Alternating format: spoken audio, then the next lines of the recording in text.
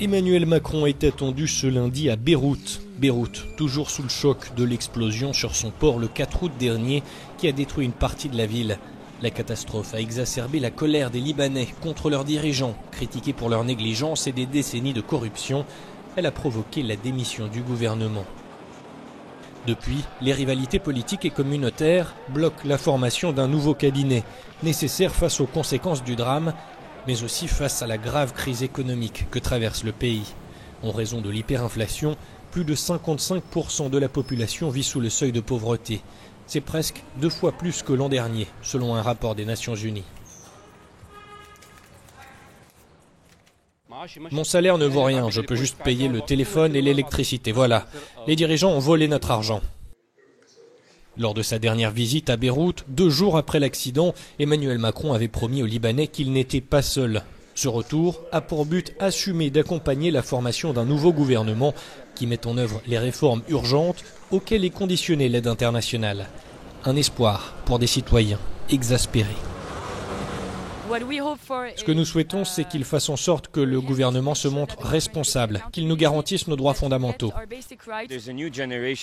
Il y a une nouvelle génération qui émerge. Le président français ne devrait plus parler aux responsables politiques. Ce sont tous des menteurs, tous des criminels. Nous avons peut-être besoin de l'expertise française dans différents domaines, mais l'important c'est aussi la posture politique. Le président français doit être plus clair et dire que cette élite ne pourra pas nous mener vers un Liban nouveau. Le chef de l'État français a déjà envoyé aux responsables libanais un document qui détaille certaines réformes à entreprendre, y compris un audit des finances publiques et une restructuration du secteur de l'électricité. Ce programme pourrait aider le pays à surmonter cette crise protéiforme, estime cet économiste.